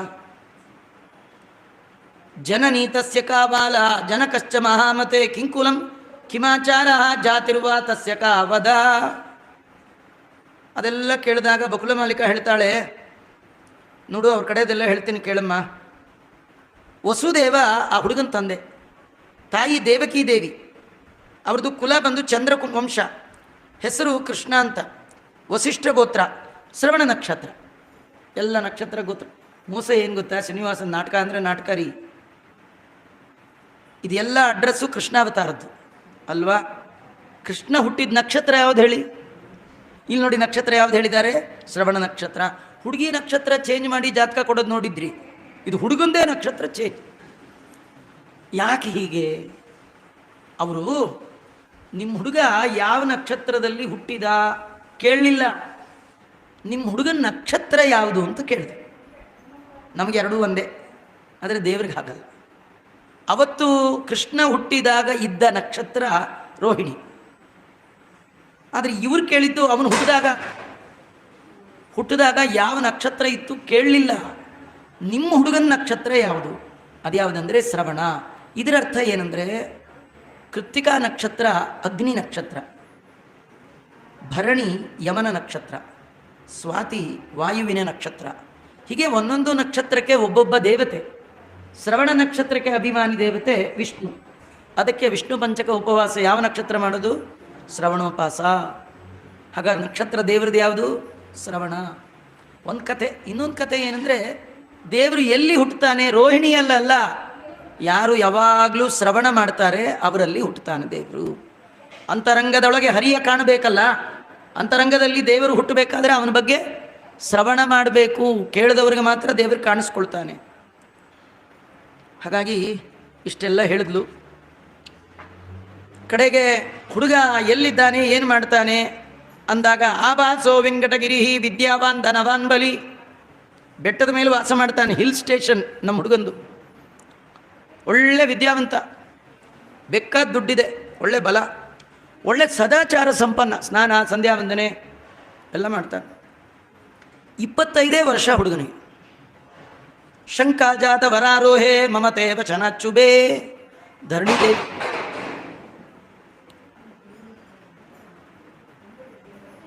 ಧರಣಿದೇವಿ ಹೇಳ್ತಾ ಇದ್ದಾಳೆ, ಏನಮ್ಮ ನಿಂದೆಲ್ಲ ಕೇಳ್ತಾ ಇದ್ರೆ ನಂಗೆ ಸ್ವಲ್ಪ ಡೌಟ್ ಬರ್ತಾ ಇದೆ. ಹುಡುಗ ವಿದ್ಯಾವಂತ ಅಂತೀರಿ, ರೂಪವಂತ ಅಂತೀರಿ, ಇಷ್ಟೆಲ್ಲ ಆಗಿ 25 ವರ್ಷ ಆದರೂ ಮದುವೆ ಆಗಲಿಲ್ಲ ಅಂದರೆ ಏನೋ ಸಮಥಿಂಗ್ ಪ್ರಾಬ್ಲಮ್ ಇರಬೇಕು ಅಲ್ವಾ? ಈಗೆಲ್ಲ ಹುಡುಗಂಗೆ 45 ಒಂದು ಕನ್ಯಾ ಬೇಕು ಅಂತ ಹುಡುಕ್ತಿರ್ತಾರೆ. ಏನು ಕೆಲಸ? ಒಳ್ಳೆ ಕೆಲಸ, ನೋಡ್ಲಿಕ್ಕೆ ಚೆನ್ನಾಗಿದ್ದಾನೆ, ಮಾಡ್ಕೊಳ್ಳಿಲ್ಲ ಆದರೆ ಏನೋ ಪ್ರಾಬ್ಲಮ್ ಅಂತಾರಲ್ಲ. ಹಾಗಾದ್ರೆ ಇಲ್ಲೂ ನಿಮ್ಮ ಹುಡುಗಂದು ಏನಾದರೂ ಪ್ರಾಬ್ಲಮ್ ಅಂದರೆ ಇವಳು ಹೇಳ್ತಾಳೆ, ನಮ್ಮ ಹುಡುಗನಿಗೆ ಮದುವೆ ಆಗಲಿಲ್ಲ ಅಂತ ಯಾರು ಹೇಳಿದ್ದು ಅಂದ್ಲು. ಇನ್ನೂ ಸ್ವಲ್ಪ ತಲೆ ಕೆಡ್ತು. ಕೃತಂ ವೈವಾಹಿಕಂ ದೇವಿ, ಮದುವೆ ಆಗಿತ್ತು ಇವನಿಗೆ. ಬಾಲ್ಯೇ ಕೃತಂ ವೈವಾಹಿಕಂ, ಯಾರಿಗೆ? ಭಾಗೀರಥಿ ಪಿತುಹು, ಭಾಗೀರಥಿಯ ತಂದೆಗೆ ಸಣ್ಣ ವಯಸ್ಸಿನಲ್ಲಿ ಮದುವೆ ಆಗಿತ್ತು. ಅಂದ್ರೆ ಏನರ್ಥ ಹೇಳಿ? ಒಬ್ಬಳು ಮಗಳು ಇದ್ದಾಳೆ ಅಂತ. ಭಾಗೀರಥಿಯ ತಂದೆಗೆ ಸಣ್ಣ ವಯಸ್ಸಿನಲ್ಲಿ ಮದುವೆ ಆಗಿತ್ತು. ಮತ್ತೆ ಮದುವೆ ಆಗಿ ಮಕ್ಕಳಿರೋರಿಗೆ ಮತ್ತ್ಯಾಕೆ ಬಂದ್ರಿ? ತತ್ರ ಅಪತ್ಯ ಅನಲೋಕ್ಯ ದ್ವಿತೀಯಂ ಕರ್ತುಮುದ್ಯತ. ಏನು ಮಾಡೋದು? ಗಂಡು ಮಗು ಇಲ್ಲ ಅಂತ, ಅದಕ್ಕೆ ದ್ವಿತೀಯಂ ಕರ್ತುಂ, ಎರಡನೇ ಮದುವೆ ಮಾಡಲಿಕ್ಕೆ, ಸೆಕೆಂಡ್ ಮ್ಯಾರೇಜ್ ಅಂದರು. ಇದೇನಮ್ಮ ಸೆಕೆಂಡ್ ಅಂತ್ಯ? ಇವನು ಹೋದ ಜನ್ಮದಲ್ಲಿ, ಹೋದ ಅವತಾರದಲ್ಲಿ 14,108 ಮಾಡ್ಕೊಂಡವನಿಗೆ ಸೆಕೆಂಡ್ ಯಾವ ಲೆಕ್ಕ ಅಂದರು. ಇದು ಮೋಸನೇ. ದೇವ್ರಿಗೆ ಗಂಡು ಕೂಸಿಲ್ಲ ಅನ್ನೋ ಹಾಗೆ ಇಲ್ಲ ರೀ. ಅವು ಹೊಕ್ಕಳಲ್ಲಿ ಹುಟ್ಟಿದವನು ಯಾರವನು? ಗಂಡ ಹೆಣ್ಣ? ಗಂಡೆ. ಮತ್ತು ಯಾಕೆ ಹೀಗೆ ಹೇಳ್ದ? ಅದು ದಾಸರಿಗೆ ಗೊತ್ತಾಗಿಲ್ಲ. ತಿಳಿಯದೋ ನಿನ್ನಾಟ ತಿರುಪತಿಯ ವೆಂಕಟ. ನದೋಷಮಿತರಂ ವಿದ್ದಿ ಶ್ರೀನಿವಾಸ ನಿರಾಮಯೇ. ದೋಷದೂರನಾದ ಆ ಭಗವಂತನಲ್ಲಿ ಯಾವ ದೋಷವೂ ಇಲ್ಲ ಅಂದಾಗ ಧರಣಿದೇವಿ ಹೇಳ್ತಾಳೆ, ನಮ್ಮದು ಎಲ್ಲ ಹೇಳ್ತೀನಿ ಕೇಳಮ್ಮ. ನಮ್ಮದು ಕೂಡ ಚಂದ್ರವಂಶ, ತಂದೆ ಆಕಾಶರಾಜ, ನಾನೇ ತಾಯಿ. ಅವಳದು ಗೋತ್ರ ನಕ್ಷತ್ರ ಎಲ್ಲವನ್ನು ಹೇಳಿದ್ದಾರೆ. ಕಡೆಗೆ ಅದನ್ನೆಲ್ಲ ಆಕಾಶರಾಜನ ಬಳಿ ಕೂಡ ಹೇಳಿ ಆಯಿತು. ಆಕಾಶರಾಜ ಬಂದ, ಬೊಕಲಮಾಲಿಕೆಯನ್ನು ಕಂಡು ಸಂತೋಷಪಟ್ಟಿದ್ದಾನೆ. ಕಡೆಗೆ ಪದ್ಮಾವತಿ ಹತ್ರ ಹೋಗಿ ಕೂಡ ಆಕಾಶರಾಜ ಕೇಳ್ದ, ಅವಳು ಕೂಡ ಒಪ್ಪಿದ್ದಾಳೆ. ಆ ಸಂದರ್ಭದಲ್ಲಿ ಧರಣಿದೇವಿ ಆಕಾಶರಾಜನಿಗೆ ಹೇಳ್ತಾ ಇದ್ದಾಳೆ, ಶುಭಸ್ಯ ಶೀಘ್ರಂ ಅನ್ನುವಂತೆ ಕಾಲಹರಣ ಮಾಡೋದು ಬೇಡ, ಬಹಳ ಬೇಗ ಮದುವೆ ಕಾರ್ಯ ಮಾಡೋಣ. ರಾಜ ಹೇಳ್ದ, ತಸ್ಮೈ ದಾಸ್ಯಾಮಿ ಕೃಷ್ಣಾಯ ಶ್ರೀನಿವಾಸಾಯ ಭಾಮಿನಿ. ನಾನು ನನ್ನ ಮಗಳಾದ ಪದ್ಮಾವತಿಯನ್ನು ಕೃಷ್ಣ ಆ ಶ್ರೀನಿವಾಸನಿಗೆ ಕೊಡ್ತೇನೆ ಅಂಥೇಳಿ ಅಂತ ಇದ್ದಾರೆ. ಆಗ ಗುರುಗಳಿಗೆ ಹೇಳಿ ಕಳಿಸ್ತಾ ಇದ್ದಾರೆ. ಅವರು ಗುರುಗಳು ದೇವಲೋಕದಲ್ಲಿ ಇರ್ತಾರೆ, ಬರಬೇಕಲ್ಲ. ಅವರು ಬಂದರು. ಆ ಗುರುಗಳು ಬೃಹಸ್ಪತಿ ಆಚಾರ್ಯರು, ಅವರಿಗೆ ಪಾದಪೂಜೆ ಮಾಡಿದ ರಾಜ ಕೂಡಿಸ್ದ. ಕೇಳ್ತಾ ಇದ್ದಾರೆ, ಶ್ರೀನಿವಾಸ ಅಂತ ವೆಂಕಟಾಚಲ ಪರ್ವತದಲ್ಲಿದ್ದಾನಂತೆ, ನನ್ನ ಮಗಳನ್ನು ಅವನಿಗೆ ಕೊಡಬೇಕು ಅಂತ ಅಂದ್ಕೊಂಡಿದ್ದೇನೆ, ನೀವೇನಂತೀರಿ ಅಂದಾಗ ಅವರಂದರು, ಶ್ರೀನಿವಾಸನ ಬೆಟ್ಟದ ಮೇಲೆ ಇರ್ತಾನ? ಯಾರೋ ನಂಗೆ ಗೊತ್ತಿಲ್ಲಪ್ಪ ಅಂದರು. ಯಾಕಂದರೆ ನಾವು ಬೆಟ್ಟಕ್ಕಿಂತ ಮೇಲಿರೋರು. ಎಲ್ಲಿರೋರು ನಾವು? ಆಕಾಶದಲ್ಲಿ. ಬೆಟ್ಟದಲ್ಲಿರೋರ ಬಗ್ಗೆ ನಮಗೆ ಗೊತ್ತಾಗಲ್ಲ. ಆದರೆ ನಮಗೆ ಬೇಕಾದ ಒಬ್ಬ ಆಚಾರ್ಯ ಈ ಭೂಲೋಕದಲ್ಲಿದ್ದಾರೆ. ಆಚಾರ್ಯಗೆ ಚೆನ್ನಾಗಿ ಗೊತ್ತು ಆ ಶ್ರೀನಿವಾಸ. ಯಾರ ಆಚಾರ್ಯರು? ಅಲ್ಲಿ ಶುಕಾಚಾರ್ಯರು ಅಂತಿದ್ದಾರೆ. ಶುಕೋಸ್ತಿ ವ್ಯಾಸತನಯ ಶ್ರೀನಿವಾಸ ಪರಾಯಣ. ಇಲ್ಲೇ ಉತ್ತರ ದಿಕ್ಕಲ್ಲಿ 5 ಹರಿದಾರಿಗಳ ದೂರದಲ್ಲಿ ವೇದವ್ಯಾಸದೇವರ ಮಕ್ಕಳು ಶುಕಾಚಾರ್ಯರಿದ್ದಾರೆ. ಅವರು ಶ್ರೀನಿವಾಸನ ಬಗ್ಗೆ ತಿಳಿದವರು. ಅದಕ್ಕೆ ಭಾಗವತ ಹೇಳಿದ್ದು. ನೀನು ಅವ್ರನ್ನ ಕೇಳು ಅಂದಾಗ ಆಕಾಶರಾಜ ತಮ್ಮನ ಕೈಲಿ ಹೇಳಿ ಕಳಿಸ್ದ. ತಮ್ಮ ಯಾರು? ತೋಂಡಮಾನ. ಅವನು ಕುದುರೆಯಲ್ಲಿ ವೇಗವಾಗಿ ಹೋಗಿ ಶುಕಾಚಾರ್ಯರನ್ನು ನೋಡ್ದ. ಅವರು ಜಪ ಮಾಡ್ತಾ ಕೂತಿದ್ರು. ಇವು ಹೋಗಿ ನಮಸ್ಕಾರ ಮಾಡಿ ಕೈ ಮುಕ್ಕೊಂಡು ಅವ್ರಿಗೆ ಹೇಳ್ದ, ಶುಕಾಚಾರ್ಯರೇ, ನಮ್ಮಣ್ಣ ಆಕಾಶರಾಜ ತನ್ನ ಮಗಳಾಗಿರ್ತಕ್ಕಂಥ ಪದ್ಮಾವತಿಯನ್ನು ಶ್ರೀನಿವಾಸನಿಗೆ ಕೊಟ್ಟು ಮದುವೆ ಮಾಡಬೇಕು ಅಂತ ಅಂದ್ಕೊಂಡಿದ್ದಾನೆ. ಅದಕ್ಕೆ ಶ್ರೀನಿವಾಸನ ಬಗ್ಗೆ ಕೊಡ್ಬೋದೋ ಬೇಡವೋ ನಿಮ್ಮ ಅಭಿಪ್ರಾಯ ಕೇಳ್ಕೊಂಬ ಅಂತ ಕಳಿಸಿದ್ದಾನೆ. ಅಂದದ್ದೇ ತಡಾರಿ, ಶ್ರೀನಿವಾಸನಿಗೆ ಮದುವೆ ಅಂತ ಕಿವಿಗೆ ಬಿದ್ದದ್ದೇ ಕಣ್ಣು ಬಿಟ್ಟರು. ಮೊದಲು ಶುಕಾಚಾರ್ಯ ಕಣ್ಣು ಬಿಟ್ಟು ಒಮ್ಮೆ ಕೂತ ಜಾಗದಿಂದ ಮೇಲೆ ಜಂಪ್ ಹೊಡೆದು ಚಂಗಂತ ಹಾರೇ ಬಿಟ್ರು. ತುಳಸಿ ಮಣಿ ಎಲ್ಲ ಕಿತ್ತಿ ಹಸ್ತು ಬಿಟ್ರು. ಆ ಕೆಳಗೆ ಹಾಕಿತ್ತ ಆಸನ ಅದನ್ನೆಲ್ಲ ಪರ ಪರ ಪರ ಹರಿದಾಕ್ಬಿಟ್ರು. ಆ ಕಮಂಡ್ಲು ತೊಗೊಂಡು ನೆಲಕ್ಕೆ ಕೊಟ್ಟುಬಿಟ್ರು. ವಿಚ್ಛಿದ್ಯಮಣಿ ಮಾಲಾಂಚ ನನರ್ಥ ಮಹಾಮುನಿ. ಏನು ಡ್ಯಾನ್ಸ್ ಮಾಡ್ತಾ ಇದ್ದಾರೆ, ಕುಣಿತಾ ಇದ್ದಾರೆ. ಯಾರು? ಶುಕಾಚಾರ್ಯರು. ಈ ತೊಂಡಮಾನ ಅಂದ್ಕೊಂಡ, ಏನು ಹೇಳಬಾರ್ದು, ಬ್ರೇಕಿಂಗ್ ನ್ಯೂಸ್ ಹೇಳ್ಬಿಟ್ನು. ಯಾಕೋ ಆಚಾರ ಚೆನ್ನಾಗಿದ್ದವ್ರು ಹೀಗಾಗ್ಬಿಟ್ರಲ್ಲ. ಶ್ರೀನಿವಾಸನ ಮದುವೆ ಅಂದರೆ ಅವ್ರಿಗೆ ಹಾಗಾಗಿ ಆಯಿತು. ಸ್ವಲ್ಪ ಹೊತ್ತು ಆದಮೇಲೆ ಅವರಂತ ಇದ್ದಾರೆ, ಎಷ್ಟು ಒಳ್ಳೆ ಗುಡ್ ನ್ಯೂಸ್ ಹೇಳಿದೆಯಪ್ಪ ನೀನು. ನೋಡು, ಮದುವೆ ತಡ ಮಾಡಬೇಡ ಅಂತ ಹೇಳು. ಆಲಸ್ಯಂ ಅಮೃತಂ ವಿಷಂ. ನಾವೆಲ್ಲ ಆ ಮದುವೆ ಯಾವತ್ತಾಗತ್ತೋ, ಆ ಮದುವೆ ಮನೆಗೆ ಯಾವತ್ತು ಹೋಗ್ತೀವೋ ಅಂತ ಕಾಯ್ತಾ ಇದ್ದೀವಿ. ಅವ್ರಿವ್ರ ಮನೆ ಮದುವೆಗೆಲ್ಲ ನಾವು ಹೋಗಲ್ಲ. ಭಾರಿ ಮಡಿ. ಶುಕಾಚಾರ್ಯರು ಹೋಗ್ತಾರಾ ಯಾರ ಮದುವೆಗೆ? ಸಣ್ಣ ಪುಟ್ಟ ಆಚಾರಗಳೇ ನಮ್ಮನೆ ಮದುವೆಲಿ ಬಂದು ಚಿತ್ರಾವತಿ ಇಡಲ್ಲ. ವೇದವ್ಯಾಸದೇವರ ಮಕ್ಕಳು, ಭಾಗವತ ಪ್ರವರ್ತಕರು ಶುಕಾಚಾರ್ಯರು. ಯಾರ ಮನೆ ಮದುವೆಗೆ ಹೋಗ್ಬೇಕ್ರಿ? ಯಾರು ಶುಕಾಚಾರ್ಯನ ಕರೆದು ಊಟ ಹಾಕುವಷ್ಟು ಯೋಗ್ಯತೆ ಇರೋರು ಯಾರಿದ್ದಾರೆ? ಯಾವತ್ತಾಗುತ್ತೋ ಮದುವೆ ಕಾಯ್ತಾ ಇದ್ದೀವಪ್ಪ. ನೀವು ಹೊರಡು, ಮುಂದೆ ನಾನೇ ಬಂದು ಹೇಳ್ತೇನೆ ಅಂಥೇಳಿ ಶುಕಾಚಾರ್ಯರು ಶ್ರೀನಿವಾಸನ ಬಗ್ಗೆ ಹೇಳಲಿಕ್ಕೆ ಹೊರಟ್ರಂತೆ. ಶುಕಾಚಾರ್ಯ ಅಂಥವರು ಅಂದರೆ ದಿಗಂಬರರು. ಅವ್ರ ಮೈಮೇಲೆ ವೈರಾಗ್ಯ ಶಿಖಾಮಣಿಗಳು. ಒಂದೇ ಒಂದು ತುಂಡು ಧಾರ ಕೂಡ ಇಲ್ಲ ಅವರ ಮೈ ಮೇಲೆ. ಅಂಥ ಶುಕಾಚಾರ್ಯರು ಇವತ್ತು ಶ್ರೀನಿವಾಸನ ಕಡೆಯವರಾಗಿ ರಾಜನ ಮನೆಗೆ ಹೋಗಬೇಕು. ಏನು ಮಾಡಿದ್ರು ಅಂದರೆ ಅಲಂಕಾರ ಮಾಡಿಕೊಂಡ್ರಂತ. ತಮ್ಮನ್ನು ತಾವು ಅಲಂಕಾರ ಮಾಡಿಕೊಂಡ್ರಂತ. ಹಸಿರು ಹೊಸ ದರ್ಬೆಗಳನ್ನು ತಂದು ಅದರಲ್ಲಿಯೇ ಹಣದು ಅದರ ಮಧ್ಯದಲ್ಲಿ ಹೂವುಗಳನ್ನೆಲ್ಲ ಇಟ್ಟು ಕಿರೀಟ ಮಾಡ್ಕೊಂಡ್ಬಿಟ್ರಂತ. ದರ್ಬೆ ಕಿರೀಟ. ಕಿರೀಟಂ ಬಂದಯಿತ್ವ ತೈರುತ್ತಮಾಂಗ ನಿಬಂಧನಂ. ಆಮೇಲೆ ಮತ್ತೊಂದಷ್ಟು ದರ್ಬೆ ತಂದು ಅದಕ್ಕೂ ಅಲ್ಲಲ್ಲಿ ಕಲರ್ ಕಲರ್ ಹೂವು ಇಟ್ಟು ಕವಚ ಮಾಡಿಕೊಂಡ್ರಂತೆ. ತುಳಸಿ ಮಣಿ ಹಾಕ್ಕೊಂಡಿದ್ದಾರಂತೆ. ಜಿಂಕೆಯ ಚರ್ಮದಿಂದ ಪಾದದ ತನಕ ಬರುವಂಥ ಒಂದು ಕೋಟ್, ಈ ಲಾಂಗ್ ಕೋಟ್ ಅಂತಾರೆ ನೋಡಿ, ಆ ಥರದ್ದು ಅದನ್ನು ಮಾಡ್ಕೊಂಡಿದ್ದ. ನಿಲುವಂಗಿ ಹಾಕ್ಕೊಂಡು ಹೊರಟ್ರಂತೆ. ಅಲ್ಲ, ಇಷ್ಟು ವೈರಾಗ್ಯ ಶಿಖಾಮಣಿ, ಇಷ್ಟು ಅಲಂಕಾರ ಯಾಕೆ? ಯಾಕಂದರೆ ಅವರಂತಾರೆ, ನಾನೇನಾದರೂ ಮೊದಲಿದ್ದ ಹಾಗೆ ಹೋದರೆ, ದಿಗಂಬರನಾಗಿಯೇ ಹೋದರೆ ಆ ರಾಜ ಏನು ಅಂದ್ಕೊಳ್ತಾನೆ? ವರನ ಕಡೆಯವರೆಲ್ಲ ಹೀಗೆ ಬರ್ತಾರೋ ಏನೋ ಅಂದ್ಕೊಂಡ್ರೆ ಏನು ಮಾಡೋದು ಅಲ್ವಾ? ಶ್ರೀನಿವಾಸ ಅಲಂಕಾರ ಪ್ರಿಯನಾದವ. ಅವನ ಭಕ್ತರು ಎಲ್ಲ ಮಾಡ್ಕೊಂಡು ಹೋಗಿದ್ದಾರೆ. ಅವರು ನೋಡಿದ ತಕ್ಷಣ ರಾಜ ಎದ್ದು ನಿಂತ. ರಾಜ ಅಂತಾನೆ, ನಿಮಗೆ ತುಂಬ ತೊಂದರೆ ಕೊಟ್ಟೆ, ನಿಮ್ಮ ಪಾಡಿಗೆ ನೀವು ತಪಸ್ ಮಾಡೋರನ್ನ ಇಲ್ಲಿವರೆಗೂ ಕರೆಸಿಬಿಟ್ಟೆ. ಪದ್ಮಾವತೀಂ ಪ್ರದಾಸ್ಯಾಮಿ ನಿಶ್ಚಿತೆ ಎಮ್ಮ ತಿರ್ಮಮ ಶ್ರೀನಿವಾಸಾಯ ಕೃಷ್ಣಾಯ ಭವದ್ಭ್ಯಾಂ ಅನುಮೋದಿತ. ನನ್ನ ಮಗಳಾದ ಪದ್ಮಾವತಿಯನ್ನು ಶ್ರೀನಿವಾಸನಿಗೆ ಕೊಡಬೇಕು ಅಂತ ನಾನೇನೋ ಮನಸ್ಸಿನಲ್ಲಿ ನಿಶ್ಚಯ ಮಾಡಿದೆ. ಆದರೆ ನೀವು ಒಪ್ಪಿದ್ರೆ, ನೀವು ಯೋಗ್ಯ ವರ ಕೊಡಪ್ಪ ಅಂದರೆ ನಾನು ಮುಂದುವರಿತೀನಿ. ನಮಗೆ ಈ ಕಥೆಗಳೆಲ್ಲ, ನೀವು ಯಾರ ಮನೆಗಾದರೂ ಕನ್ಯಾ ಕೊಡಬೇಕಾದ್ರೆ ಹಿರಿಯರನ್ನು ಕೇಳಬೇಕು, ಅನುಭವಿಗಳನ್ನು ಕೇಳಬೇಕು. ಯಾರು ಹೇಳೋರು ಕೇಳೋರು ಯಾರಿಲ್ಲ ರೀ. ನಮಗಿಂತ ದೊಡ್ಡವ್ರನ್ನ ನಾವು ಮನೇಲೇ ಇಟ್ಕೊಳ್ಳೋಲ್ಲ ಅಲ್ವಾ? ಓಲ್ಡ್ ಏಜ್ ಹೋಮ್ಗೆ ಹಾಕ್ಬಿಟ್ಟಿರ್ತೀವಿ. ಇನ್ಯಾರು ದೊಡ್ಡವರಿದ್ದರೆ ಅವ್ರ ಮಾತು ಕೇಳುವಷ್ಟು ಪುರುಸೋತ್ ನಮಗೂ ಇರಲ್ಲ. ಅಪ್ಪ ಅಮ್ಮನ ಮಾತೇ ಕೇಳದೆ ಇರೋರು ಬೇರೆ ಯಾರ ಮಾತು ಕೇಳ್ತಾರ್ರಿ? ಎಲ್ಲ ಅವರವರೇ ನಿಶ್ಚಯ ಮಾಡಿಕೊಂಡು ಕಡೆಗೆ ಅವರವರೇ ಒಂದಿನ ಹಳ್ಳಕ್ಕೆ ಬಿದ್ದು ಹೋಗ್ತಾರೆ. ಇದು ನಮ್ಮ ಮದುವೆ ವಿಷಯ, ನೀವು ಮಧ್ಯೆ ಬರಬೇಡಿ ಅನ್ನೋರೇ ಜಾಸ್ತಿ ಅಲ್ವಾ? ಆದರೆ ಇದು ದೇವರು ವೈಕುಂಠದ ವಾಸಿ ಭಗವಂತನ ಮದುವೆ ರೀ. ಯಾರು ಕೊಟ್ಟರು ಅವನೇ ಹೆಂಡತಿ, ಕೊಡ್ದಿದ್ರು ಅವನೇ ಗಂಡ. ಆದರೂ ಕೊಡುವ ಕ್ರಮ ಹೇಗಿರಬೇಕು ಅಂತ ತೋರಿಸ್ಕೊಡ್ತಾ ಇದ್ದಾರೆ. ಮದುವೆ ಹೆಚ್ಚು ಕಮ್ಮಿ ಆದಾಗ ಎಲ್ಲ ಹಿರಿಯರನ್ನು ಕೂಡಿಸಿ ಆವಾಗ ಪಂಚಾಯಿತಿ ಶುರು ಮಾಡಿ. ಮೊದಲೇ ಪಂಚಾಯಿತಿ ಮಾಡಿದರೆ ಪ್ರಾಬ್ಲಮ್ಮೇ ಇರ್ತದೆ. ನೀವು ಒಪ್ಪಿದ್ರೆ ಕೊಡ್ತೀನಿ ಅಂತ ಶುಕಾಚಾರ್ಯಂದ್ರು. ಮಾ ಕುರುಶ್ವ ಮಹಾರಾಜ ಸಂದೇಹಂ ದಾನ ಕರ್ಮಣಿ ಧನ್ಯೋಸಿ ತ್ವಂ ಮಿಹಿಪಾಲ ಕುಲಂ ಪಾವನತಾಂಗತಂ. ಅಪ್ಪ ರಾಜ, ಯಾವ ಕಾರಣಕ್ಕೂ ನೀವು ಡೌಟೇ ಇಟ್ಕೋಬೇಡ. ಶ್ರೀನಿವಾಸನಿಗೆ ಕನ್ಯಾದಾನ ಮಾಡುವ ವಿಷಯದಲ್ಲಿ ಸಂದೇಹನೇ ಬೇಡಪ್ಪ. ಧನ್ಯನಯ್ಯ, ನೀನೇ ಧನ್ಯ. ನಿನ್ನಿಂದಾಗಿ ನಿನ್ನ ವಂಶವೇ ಪವಿತ್ರ ಆಗಿ ಹೋಯ್ತು ತಿಳ್ಕೊ. ಪಿತರಸ್ತು ದಿಮಂ ಪ್ರಾಪ್ತ, ನಿಮ್ಮ ಪಿತೃದೇವತೆಗಳೆಲ್ಲ ಉದ್ಧಾರ ಆದರು. ಕಿಂತಯಾಚರಿತಂ ಪುಣ್ಯಂ ಪೂರ್ವಜನ್ಮನಿ ಭೂಮಿಪ. ಏನು ಪುಣ್ಯ ಮಾಡಿದೆಯೇಯ ನೀನು? ಏನು ಪುಣ್ಯ ಮಾಡಿದ್ದಾನೆ? ಏನು ಪುಣ್ಯ ಮಾಡಿದ್ದಾನೆ? ಇವನೇ ಮಾಧವ ಬ್ರಾಹ್ಮಣ. ವೆಂಕಟಾಚಲ ಪರ್ವತವನ್ನು ಮುಟ್ಟಿ ತೀರ್ಥಯಾತ್ರೆ ಮಾಡಿ ತಂದೆ ತಾಯಿಗಳಿಗೆ ಪಿಂಡ ಪ್ರದಾನ ಮಾಡಿದ್ದೇ ಇವನು ಪುಣ್ಯ.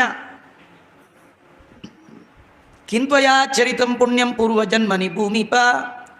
ಭಗವಾನರವಿಂದಾಕ್ಷ ಶ್ರೀನಿವಾಸ ಸತಾಂಗತಿ ಜಾಮಾತೃತ್ವಂ ಸಮಾಪನ್ನಸ್ತಸ್ಮಾನ್ನಾಸ್ತಿ ತವಾಧಿಕ. ಜಗದೊಡೆಯನಾದ ಸಜ್ಜನರಿಗೆ ಒಡೆಯನಾದ ಶ್ರೀನಿವಾಸ ಪರಬ್ರಹ್ಮನೇ ನಿನ್ನ ಮನೆಗೆ ಅಳಿಯನನ್ನಾಗಿ ಪಡಿತಾ ಇದ್ದೀಯಲ್ಲಪ್ಪ. ನಿಂಗೆ ಸಮನೂ ಇಲ್ಲ, ನಿಂಗೆ ಅಧಿಕರೂ ಇಲ್ಲೋ. ನೀನೇ ಲಕ್ಕಿ ಫೆಲೋ. ಎಂಥ ಒಳ್ಳೆ ಅಳಿಯ ಸಿಕ್ಕ ನಿಂಗೆ. ವಿಳಂಬೋನೈವ ಕರ್ತವ್ಯ ಶುಭಂ ಶೀಘ್ರಂ ವಿಧೀಯತಾಂ. ಲೇಟ್ ಮಾಡಬೇಡ. ಒಳ್ಳೆ ಕೆಲಸ ಯಾವಾಗಲೂ ಬೇಗ ಬೇಗ ಮಾಡಬೇಕು. ದೇವರ ಪೂಜೆ ಮಾಡಬೇಕು ಅಂತ ಮನಸ್ಸು ಬಂದ ತಕ್ಷಣ ಸೀದಾ ಸ್ನಾನಕ್ಕೆ ಹೋಗ್ಬಿಡುದು. ಒಂದು 5 ನಿಮಿಷ ಬಿಟ್ಟು ಹೋಗೋಣ, 5 ನಿಮಿಷ ಬಿಟ್ಟು ಹೋಗೋಣ, ಆಮೇಲೆ ಮಾಡೋಣ, ನಾಳೆ ಮಾಡೋಣ, ಹೀಗೆಲ್ಲ ಅಂದ್ಕೊಳ್ಬಾರ್ದು. ತತ್ಕ್ಷಣದಲ್ಲಿ ಎದ್ದು ಬಿಡಬೇಕಂತ. ವಯಂತು ಧನ್ಯ ಕೃತಾರ್ಥ ಸ್ಮಃ ತವ ಸಂಗೇನ ಭೂಮಿಪ. ನಾವು ಧನ್ಯರಾದ್ವಿ, ನಾವು ಕೃತಾರ್ಥರಾದ್ವಿ, ನಮ್ಮ ಜನ್ಮ ಸಾರ್ಥಕ ಆಯಿತು. ರಾಜ, ನಿನ್ನ ಜೊತೇಲಿ ಇದ್ದದ್ದಕ್ಕೆ, ನಿನ್ನ ಸಹವಾಸದಲ್ಲಿ ಇದ್ದದ್ದಕ್ಕೆ ಶ್ರೀನಿವಾಸನ ಮದುವೆ ನೋಡುವ ಭಾಗ್ಯ ನಮಗೆ ಸಿಕ್ತು. ನಾವೆಲ್ಲ ಗೆಡ್ಡೆ ಗೆಣಸು ಹಣ್ಣು ಹಂಪಲು ತಿನ್ಕೊಂಡು ಎಲ್ಲ ಸಂಘವನ್ನು ತೊರೆದು ತಪಸ್ವಿಗಳಾಗಿದ್ದರು. ಯಾವ ಭಗವಂತನನ್ನು ನೋಡ್ಲಿಕ್ಕೆ ಆಗಲಿಲ್ಲ ಅಂತ ಭಗವಂತ ನಿನ್ನ ಮನೆಗೆ ಅಳಿಯನಾಗಿ ಬರ್ತಾ ಇದ್ದಾನಲ್ಲಪ್ಪ. ಮನವಚನ ಕತಿ ದೂರ, ಮನವಚನಕ್ಕೆ ದೂರನಾದ ಆ ಭಗವಂತ ನಿನ್ನ ಮನೆಗೆ ಹತ್ತಿರ ಆಗ್ತಾ ಇದ್ದಾನಲ್ಲಪ್ಪ. ಏವಂತೋ ಮುಕ್ತ ರಾಜರ್ಷಿಂ ತುಷ್ಣೀನ್ ಮಾಸತಾಪಸಃ ಶುಕವಾಕ್ಯಂ ತತಶ್ರುತ್ವ ಸ ರಾಜ ಆನಂದ ನಿರ್ಭರ. ರಾಜನಿಗೆ ಬಹಳ ಆನಂದ ಆಗೋಯ್ತು. ಹಾಗಾದರೆ ಈಗ ನಾವು ಮತ್ತೆ ಗೋತ್ರಂ ಯೋಗಂ ಪಶ್ಯ ವಿಪ್ರಬಲ ಬಲಂ. ಒಂದು ಆಸನದಲ್ಲಿ ಬೃಹಸ್ಪತ್ಯಾಚಾರ್ಯರು, ಒಂದು ಆಸನದಲ್ಲಿ ಶುಕಾಚಾರ್ಯರನ್ನು ಕೂಡಿಸಿ, ಒಂದು ಕಡೆ ಬಕುಲಮಾಲಿಕೆಯನ್ನು ಕೂಡಿಸಿ ರಾಜ ದಂಪತಿಗಳು ಕೂತಿದ್ದಾರೆ. ರಾಜ ಹೇಳ್ತಾನೆ, ಹಾಗಾದ್ರೆ ಗಂಡು ಹೆಣ್ಣಿನ ಗೋತ್ರ ನಕ್ಷತ್ರ ಇದೆಲ್ಲ ತಾಳ ಆಗತ್ತಾ, ತಾಳಮೇಳ ಆಗತ್ತಾ ನೋಡ್ರಿ, ಬಲಾಬಲವನ್ನು ವಿಚಾರ ಮಾಡ್ರಿ. ಆಗ ಬೃಹಸ್ಪತ್ಯಾಚಾರ್ಯರು ಬಕುಲಮಾಲಿಕೆ ಕಡೆ ನೋಡಿ ಕೇಳ್ತಾ ಇದ್ದಾರೆ, ಏನಮ್ಮ ನಿಮ್ಮ ಹುಡುಗಂದು ಗೋತ್ರ ನಕ್ಷತ್ರ ಹೇಳ್ತೀಯಾ ಅಂತ. ಬಕುಳಮಾಲಿಕೆಗೆ ಸಿಟ್ಟು ಬಂತು. ಗಂಡಿನ ತಾಯಿ ಅಲ್ಲ ಅವಳಂದು. ಎಷ್ಟು ಸತಿ ಹೇಳಿದ್ರಿ ಈ ಬ್ರಾಹ್ಮಣರಿಗೆ ಅದೇಳಿ ಇದೇಳಿ ಕಡೆಗೇನೋ ಮಾಡಿ ಮದುವೆ ಕ್ಯಾನ್ಸಲ್ ಮಾಡಾಕ್ಬಿಡ್ತೀರಿ ನೀವು. ಬ್ರಾಹ್ಮಣ ಸತ್ಯ ಸಂಪನ್ನ ಕಲೋ ಮಿಥ್ಯಾ ಪ್ರವಾದಿನ. ಬ್ರಾಹ್ಮಣರು ಹಿಂದೆಲ್ಲ ಸತ್ಯವೇ ಅವರ ಸಂಪತ್ತಾಗಿತ್ತು. ಕಲಿಯುಗದಲ್ಲಿ ಸುಳ್ಳು ಹೇಳೋ ಬ್ರಾಹ್ಮಣರು ಜಾಸ್ತಿ ಆಯಿತು. ಈ ಆಚಾರ್ಯ ನಾನು ಕೇಳ್ತಾರಲ್ಲ, ಮತ್ತೆ ಗೋತ್ರ ನಕ್ಷತ್ರ ಹೇಳಿ ಗೊತ್ತಿಲ್ಲ ಅವ್ರಿಗೆ ಅಂದರೆ ಗೊತ್ತಿಲ್ವ, ದೇವ್ರದ್ದು ಗೋತ್ರ ಇಲ್ಲ ನಕ್ಷತ್ರ ಇಲ್ಲ, ಮತ್ತೆ ಕೇಳ್ತಾರೆ. ಜೋರು ಮಾಡ್ತಾ ಇದ್ದ. ಜಾನಂತೋಪಿ ಮಹಾರಾಜ, ಹೇ ರಾಜ ನಿಮ್ಮ ಗುರುಗಳಿಗೆ ಎಲ್ಲ ಗೊತ್ತಿದೆ, ಆದರೂ ಮತ್ತೆ ಕೇಳ್ತಾರೆ. ಕಡೆಗೆ ಶ್ರೀನಿವಾಸನ ಕಡೆ ಶ್ರೀನಿವಾಸ ಕಡೆ ಗುರುಗಳು ಯಾರು, ಶುಕಾಚಾರ್ಯರು, ಅವರು ಬಕುಲಮಾಲಿಕೆಗೆ ಹೇಳಿದ್ರು, ನೋಡಮ್ಮ ಹಾಗೆಲ್ಲ ಜೋರು ಮಾಡಬಾರ್ದು. ಇನ್ನೊಂದು ಸತಿ ವರಂದು ಗೋತ್ರ ನಕ್ಷತ್ರ ಹೇಳಿದೇನೆ, ವರ ಏನು ಕಡಿಮೆ ಆಗ್ಬಿಡ್ತಾನ? ಇವಳಿಗೆ ಯಾಕೆ ಎರಡನೇ ಸತಿ ಹೇಳಲಿಕ್ಕೆ? ಏನಿಲ್ಲೇ ಇಲ್ಲ, ಆವ ಕುಲವು ತಿಳಿಯಲಾಗದು ರಂಗಯ್ಯ ನಿನ್ನ. ಭಗವಂತನಿಗೆ ಏನು ಕುಲ ರೀ, ಭಗವಂತನಿಗೆ ಏನು ಗೋತ್ರ ರೀ, ನಕ್ಷತ್ರ, ಎಲ್ಲ ಗೋತ್ರ ಎಲ್ಲ ಕುಲ ಎಲ್ಲ ನಕ್ಷತ್ರ ಅವಂದೇ. ಸುಮ್ಮನೆ 8 ಸತಿ ಇಲ್ಲದ್ದನ್ನು ಹೇಳೋದು, ಅದಕ್ಕೆ ಇವಳಿಗೆ ಕಷ್ಟ. ಕಡೆಗೆ ಬಕುಳಮಾಲಿಕ ಮತ್ತೊಮ್ಮೆ ಹೇಳ್ತಾಳೆ, ನಕ್ಷತ್ರಂ ಶ್ರವಣಂ. ನೋಡಿ ಅದು ಕಡೆಯಲ್ಲಿ ಹೇಳಿದ್ಲು, ಈಗ ಸುಳ್ಳನ್ನು ಮೊದಲು ಹೇಳಿದ್ಲು. ಶ್ರವಣ ನಕ್ಷತ್ರಂ, ಆಮೇಲೆ ವಸಿಷ್ಠ ಗೋತ್ರಂ, ಮತ್ಸ್ಯಕೂರ್ಮ ಅಂತ ಇವನನ್ನೆಲ್ಲ ಕರೀತಾರೆ. ರಾಜ ಅಂದ ನಮ್ಮದು ಅತ್ರಿ ಗೋತ್ರ, ಮೃಗಶೀರ್ಷ ನಕ್ಷತ್ರ. ಗುರುಗಳು ನೋಡಿದ್ರು, ಅಯ್ಯೋ ಅಯ್ಯೋ ಅಯ್ಯೋ ಇದೇನು ಜಾತಕನ ಇದು, ಎಲ್ಲ 12 ಕೂಟ ಒಟ್ಟಿಗೆ ಕೂಡಿದೆ ಅಂದರು. ಇಂಥ ಜಾತಕವೇ ಇಲ್ಲ ಅಂದರು. ಅದ್ಭುತವಾದ ಜಾತಕ. ಯಾಕೆಂದರೆ ಎಲ್ಲ ನವಗ್ರಹನೂ ಬುಟ್ಟಿಗೆ ಹಾಕೊಂಬಂದ್ಬಿಟ್ಟಿದ್ದ ಅಲ್ವಾ. ಕೆಲವ್ರು ಏನ್ರಿ ನಿಮ್ಮದೆಲ್ಲ ಭಾಳ ಫೈಲೆಲ್ಲ ಬಹಳ ಮೂವ್ ಆಗುತ್ತೆ ಬೇಗ ಬೇಗ, ಅವ್ರನ್ನೆಲ್ಲ ಬುಟ್ಟಿಗೆ ಹಾಕೊಂಡ್ಬಿಟ್ಟಿದ್ದೀನಿ ಅಂತ. ಹಾಗೆ ದೇವರು ಎಲ್ಲರನ್ನೂ ಬುಟ್ಟಿಗೆ ಹಾಕ್ಕೊಂಡಿದ್ದ. ಸಕಲ ಗ್ರಹ ಬಲ ನೀನೇ ಸರಸಿ ಜಾಕ್ಷ. ಆ ಬೃಹಸ್ಪತ್ಯಾಚಾರ್ಯ ಅಂದರು, 2 ಜಾತಕ ನೋಡಿದ್ರೆ ತದೇವ ಲಗ್ನಂ ಸುದಿನಂ ತದೇವ ತಾರಾಬಲಂ ಚಂದ್ರಬಲಂ ತದೇವ ವಿದ್ಯಾಬಲಂ ದೈವ ಬಲಂ ತದೇವ ಲಕ್ಷ್ಮೀಪತೆ ತೆಂಗ್ರಿ ಯುಗಂ ಸ್ಮರಾಮಿ. ಭಗವಂತನ ಪಾದಕಮಲ ಸ್ಮರಣೆ ಮಾಡೋದೇ ಲಗ್ನ ಅಲ್ವಾ, ಸುಲಗ್ನೆ ಸಾವಧಾನ.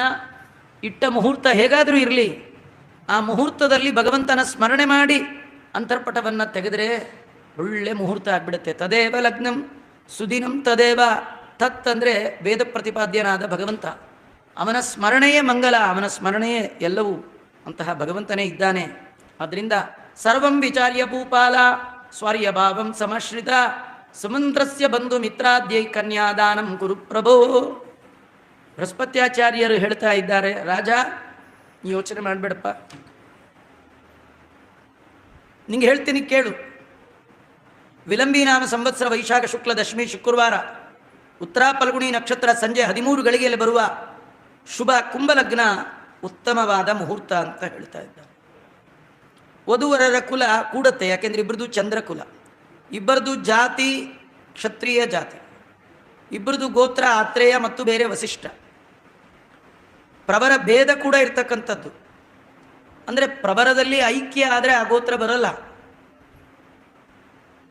ಇಲ್ಲಿ ಪ್ರವರದಲ್ಲಿ ಐಕ್ಯವೂ ಇಲ್ಲ, ಯಾಕಂದರೆ ಆತ್ರೇಯಸ ಅರ್ಚನಾನಸ ಸ್ವಾಭಾಶ್ವ ವಾಸಿಷ್ಠ ಇಂದ್ರ ಪ್ರಮದ ಇತ್ಯಾದಿಯಾಗಿ ಬರ್ತಕ್ಕಂಥದ್ದು ಆಗುತ್ತೆ. ಇನ್ನು ಹಸ್ತ ರೇವತಿ ಪುನರ್ವಸು ಪುಷ್ಯ ಸ್ವಾತಿ ಮೃಗಶಿರ ಅಶ್ವಿನಿ ಅನುರಾಧ ಇವೆಲ್ಲ ದೇವತಾ ಗಣಕೂಟನೂ ಇಲ್ಲಿರ್ತಕ್ಕಂಥದ್ದಾಗಿದೆ. ಅದರಿಂದ ಏನೆಲ್ಲ ಬೇಕು ಅದೆಲ್ಲವೂ ಇದೆ. ವಧುವರರಿಗೆ ತುಂಬ ಚೆನ್ನಾಗಿ ಘಟಿಸ್ತಾ ಇದೆ. ಅದರಿಂದ ನೀನೇನು ಯೋಚನೆನೇ ಮಾಡಬೇಕಾದ್ದಿಲ್ಲ, ಕನ್ಯಾದಾನ ಮಾಡಬಹುದು. ಏವಂ ಗುರುವಚ ಶ್ರುತ್ವಾ ವಿಚಾರ್ಯ ಸುವಿಚಕ್ಷಣ ಭಕ್ತ್ಯಾ ಪರಮಯ ರಾಜ ಸ್ವಾರ್ಯಭಾವಂ ಸಮಶ್ರಿತ. ಬೃಹಸ್ಪತ್ಯಾಚಾರ್ಯರ ಮಾತನ್ನು ಕೇಳಿ ರಾಜ ಯೋಚನೆ ಮಾಡ್ತಾ ಇದ್ದಾನೆ. ಗುರುಗಳಲ್ಲಿ ಹಿರಿಯರಲ್ಲಿ ಪೂಜ್ಯ ಭಾವವನ್ನು ಹೊಂದಿ ಭಕ್ತಿಯಿಂದ ಜ್ಞಾತಿ ಬಾಂಧವ ಸಂಬಂಧಿ ಸುರುನ್ಮಿತ್ರ ಜನೈರಿತ ಮಂತ್ರಂಚಕಾರ ರಾಜೇಂದ್ರ ಕನ್ಯಾದಾನ ನಿಮಿತ್ತಕಂ. ತನ್ನ ಎಲ್ಲ ಸ್ನೇಹಿತರು ಬಂಧುಗಳು ಪರಿವಾರದವ್ರನ್ನೆಲ್ಲ ರಾಜ ಒಂದೇ ವೇದಿಕೆಯಲ್ಲಿ ಕೂಡಿಸಿಕೊಂಡು ಮಂತ್ರಾಲೋಚನೆ ಮಾಡ್ತಾ ಇದ್ದಾನೆ. ಕನ್ಯಾ ತಂದೆ ಆದರೂ ಕೂಡ ಸೇರುವ ಮನೆಗೆ ಸೇರಿಸುವ ತನಕ ತಂದೆಯ ಜವಾಬ್ದಾರಿ ಎಷ್ಟಿರುತ್ತೆ ಅಂತ. ಇವತ್ತು ಜವಾಬ್ದಾರಿ ಇಲ್ಲದ ತಂದೆಗಳು ಇರೋ ಕಾರಣ ಆ ಮಕ್ಕಳು ಯಾವುದೋ ಮನೆಗೆ ಸೇರುತ್ತವೆ, ಹೇಗೋ ಆಗುತ್ತೆ, ಅವ್ಯವಸ್ಥೆ ಮಯ, ಮುಂದೆ ಇಡೀ ಸಂಸಾರ ಪೂರ ಹಾಳು. ಈ ರಾಜ ಹೀಗೆಲ್ಲ ಮಾಡಿದ್ದಾನೆ. ತೇ ಸರ್ವೇ ಬಂಧು ವರ್ಗಾಚಾರಾದಾನಂ ಪ್ರತ್ಯಪೂಜಯನ್ ಸಭಾಂಚಕಾರಯಾಮಾಸ ರತ್ನ ಸಿಂಹಾಸನೆ ಸ್ಥಿತ. ರತ್ನ ಸಿಂಹಾಸನದಲ್ಲಿ ರಾಜ ಕುಳಿತ ಸಂದರ್ಭದಲ್ಲಿ ಅವನ ಬಂಧುಗಳು ಬಾಂಧವರು ಗುರುಗಳು ಹಿರಿಯರು ಎಲ್ಲರೂ ಕೂಡ ಬಂದಿದ್ದಾರೆ. ಕನ್ಯಾ ನಿಶ್ಚಯ ಅದರ ಅಂಗವಾಗಿ ಗಣಪತಿ ಪೂಜೆ ಪುಣ್ಯಾಹ ವಾಚನ ಏನೆಲ್ಲ ಮಾಡಬೇಕೋ ಅದೆಲ್ಲ ಮಾಡ್ದ. ರಾಜ ಬಂಧುಗಳ ಸಭೆಯಲ್ಲಿ ಎದ್ದು ನಿಂತು ಹೇಳ್ತಾ ಇದ್ದಾನೆ, ಪದ್ಮಾವತೀಂ ಪ್ರದಾಸ್ಯಾಮಿ ಶ್ರೀ ಶ್ರೀನಿವಾಸಾಯ ಶಾಂಗಿಣೇ ಯೂಯಂ ಬಂಧು ಗಣಾಶ್ಚಾತ್ರ ದಯಾಂಕುರುತಮಾಂ ಪ್ರತಿ. ನಾನು ನನ್ನ ಮಗಳಾಗಿರ್ತಕ್ಕಂಥ ಪದ್ಮಾವತಿಯನ್ನು ಶಾಂಗಧನಸ್ಸು ಧಾರಿಯಾದ ಶ್ರೀನಿವಾಸನಿಗೆ ಕೊಟ್ಟು ಮದುವೆ ಮಾಡಬೇಕು ಅಂತಿದ್ದೇನೆ. ನೀವೆಲ್ಲ ಬಂಧು ಬಾಂಧವರು ನನ್ನಲ್ಲಿ ಅನುಗ್ರಹ ಮಾಡಿ ಈ ಮದುವೆ ನಿರ್ವಿಘ್ನವಾಗಿ ನೆರವೇರುವ ಹಾಗೆ ನೀವೆಲ್ಲ ನಡೆಸ್ಕೊಡ್ಬೇಕು ಅಂತ ಅವರನ್ನೇ ಕೇಳ್ತಾ ಇದ್ದಾನೆ. ಯಾಕಂದರೆ ಒಂದು ಮದುವೆ ಮಾಡೋದು ಬಹಳ ಕಷ್ಟ ರೀ. ಅದರಲ್ಲಿ ಒಬ್ಬರೇ ಒಬ್ಬರು ಮದುವೆ ಮನೇಲಿ ಅಪಸ್ವರ ತೆಗೆದರೂ ಮದುವೆ ನಿಂತೇ ಹೋಗುತ್ತೆ ಅಲ್ವಾ. ಯಾರೂ ಹಾಗೆಲ್ಲ ಅಪಸ್ವರ ತೆಗಿಬೇಡಿ, ಎಲ್ಲರೂ ಒಕ್ಕೊರಲಿನಿಂದ ನಿರ್ವಿಘ್ನವಾಗಿ ಈ ಮದುವೆ ಆಗಬೇಕು, ನೀವೆಲ್ಲ ನಡೆಸ್ಕೊಡ್ಬೇಕು ಅಂತ ಹೀಗೆ ರಾಜ ಕೇಳ್ತಾ ಇದ್ದಾನೆ. ಆಮೇಲೆ ರಾಜ ಆ ಗುರುಗಳನ್ನು ಕೇಳ್ದ, ಈಗ ನನ್ನಿಂದ ನನ್ನ ಬಂಧು ಪರಿವಾರದಿಂದೆಲ್ಲ ಮದುವೆಗೆ ಒಪ್ಪಿಗೆ ಸಿಕ್ತು, ಮುಂದಿನ ಕಾರ್ಯ ಏನು ಮಾಡಬೇಕು ಅದನ್ನೆಲ್ಲ ತಾವೇ ನಿಂತು ನಡೆಸಬೇಕು ಅಂತ ಗುರುಗಳನ್ನು ಕೇಳಿದಾಗ ಬೃಹಸ್ಪತ್ಯಾಚಾರ್ಯರು ಏನು ಹೇಳಿದರು ಇತ್ಯಾದಿಗಳನ್ನು ಮತ್ತೆ ನಾಳೆ ಸೇರಿದಾಗ ನೋಡೋಣ ಅಂತ ಹೇಳ್ತಾ ಶ್ರೀಕೃಷ್ಣ ಅರ್ಪಣಮಸ್ತು.